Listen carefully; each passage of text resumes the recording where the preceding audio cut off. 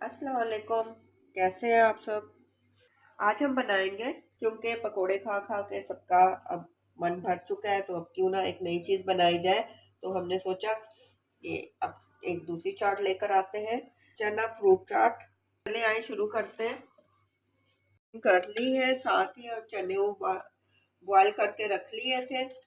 अब हम इसमें एक बाउल में शामिल करेंगे क्रीम।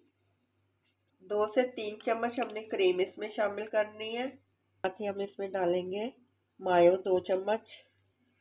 हमने चीनी पीस ली है, पहले चीनी को पीस लेना है बारीक से। ये देखिए, ये 2 चम्मच शामिल करेंगे।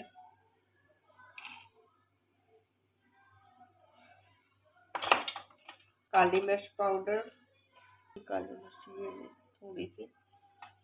नमक हस्बे जायका, लेकिन अगर नमक आप कम ही रखें तो अच्छा है।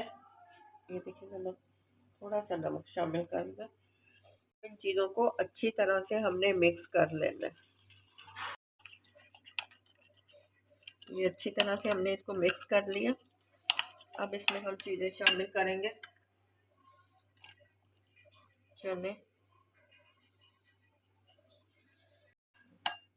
ये चने शामिल किए, साथ हम इसमें शामिल करेंगे ये फ्रूट जो हमने काट के रखा है, साथ साथ शामिल करते जाएंगे।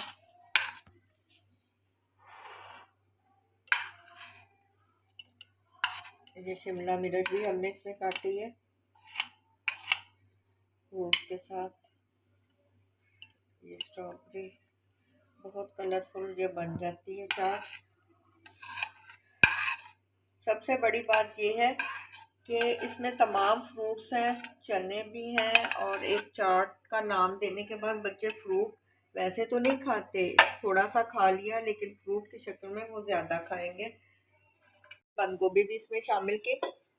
अब हम इसे अच्छी तरह से मिक्स कर लेते हैं। इसके अलावा इसमें कोई चीज़ शामिल नहीं करने।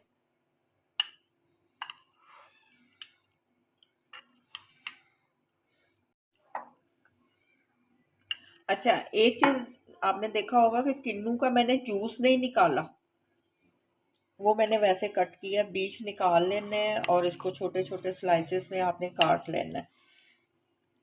वैसे फ्रूट चाट बनती है तो उसमें किन्नू का जूस भी डल जाता है, निकाल लेते हैं किन्नू का जूस, और लेकिन इसमें मैंने किन्नू वैसे ही शामिल की है।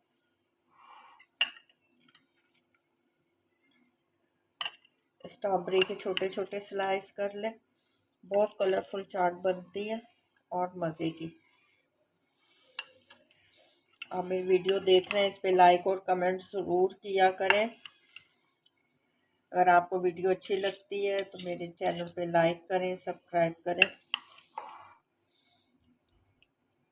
ये देखिए, ये हमने अच्छी तरह से चना फ्रूट क्रीमी चाट को मिक्स कर लिया, और कितनी जल्दी से तैयार हो जाती है। आप लोग भी इसे ज़रूर ट्राई करें। अब इसे सर्व करने की मेन बात होती है कि किस तरह से सर्व किया जाए, जो चीज़ दिखने में भी अच्छी लगे। ये लें जी, हमारी चना फ्रूट क्रीमी चाट तैयार हो चुकी है। बहुत अच्छी बनती है और फ़ायदेमंद भी है, बच्चे इसे शौक़ से खाएंगे। आप लोग भी ज़रूर ट्राई करें। अगर आपको मेरी ये रेसिपी पसंद आए तो चैनल पे लाइक और सब्सक्राइब ज़रूर करें। अपनी दुआओं में याद रखें। इंशाल्लाह जल्द मिलते हैं नई रेसिपी के साथ।